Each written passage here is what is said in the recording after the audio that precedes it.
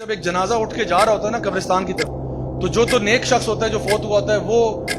حالانکہ اس کی آواز کسی کو آ نہیں رہی ہوتی، لیکن وہ کہہ رہا ہوتا ہے جلدی کرو جلدی کرو، جلدی سے مجھے قبر میں لے کے جاؤ، کیونکہ اس کو پتا ہے کہ وہ ابھی جو ہے نا جنت کے باغوں میں سے ایک باغ مل جائے گا اس کو۔ اور جو اللہ کا نافرمان ہوتا ہے جس کی روح چیر پھاڑ کے نکالی گئی تھی، اور جب وہ اوپر جا رہا تھا آسمانوں میں رجسٹر میں نام لکھوانے کے لیے، تو فرشتے اس پہ لعنت کر رہے تھے کہ کس خبیث کی روح اتنی بدبو کیوں آ رہی ہے اس سے۔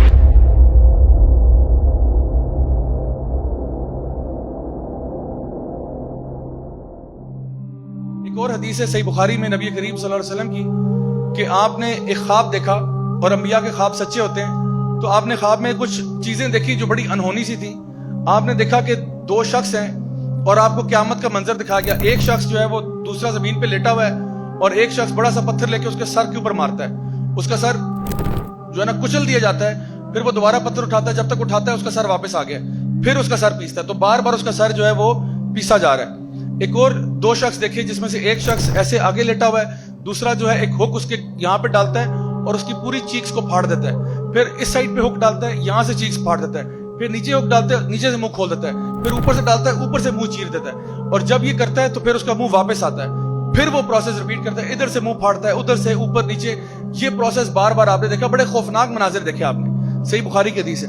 پھر فرمایا کہ آپ نے دیکھا کہ کچھ لوگ ہیں جو برہنہ حالت میں ایک تندور میں ان کو پکایا جا رہا ہے، مرد اور عورتیں، ایک بڑا سا تندور ہے، اس کے اندر ان کو پھینکا ہوا ہے، اور ان کی چیخوں کی آوازیں بہت دور سے آ رہی ہیں، یعنی وہاں پہ ڈسٹینسز اتنے ہیں لیکن کہاں دور تک ان کی آواز آ رہی ہے۔ پھر آپ نے دیکھا کہ ایک شخص ہے جو کہ پانی میں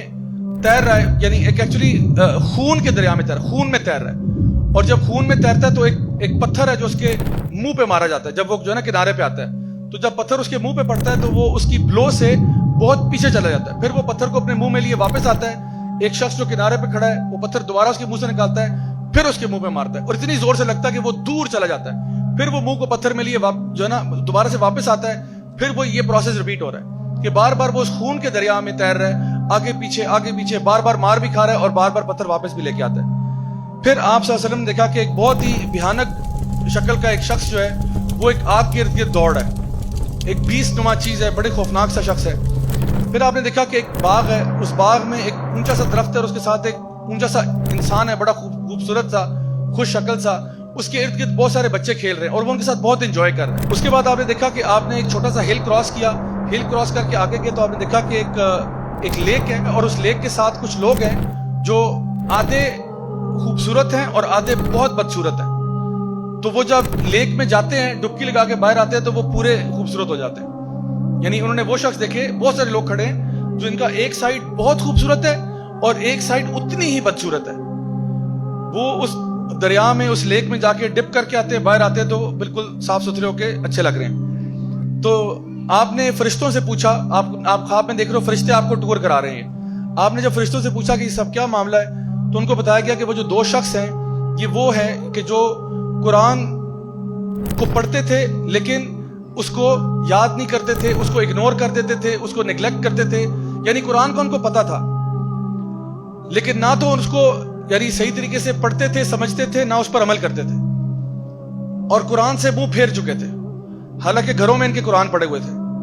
تو یہ وہ ہیں جن کے سر پیسے جا رہے ہیں، کیونکہ اب آپ کو قرآن کا فائدہ ہی نہیں ہوا نا، آپ نے تو اوپر سے پڑھ لیا لیکن عمل ہی نہیں کیا، سمجھنے کی توفیق ہی نہیں ہوئی آپ کو۔ پھر وہ جو دو شخص تھے جو آئرن کی ہک سے جن کا منہ چیرا جا رہا تھا، یہ وہ شخص تھا جو اپنے گھر سے نکلتا ہے اور جھوٹ بولتا ہے، اور اس کا جھوٹ جو ہے وہ ہر طرف پھیل جاتا ہے، اور صحابہ کے دور میں یہ سمجھنا شاید تھوڑا سا مشکل ہوتا ہوگا، لیکن آج تو بہت آسان ہے، سوشل میڈیا کا دور ہے، آپ ایک بات کرتے ہیں پوری دنیا میں پہنچ جاتی ہے۔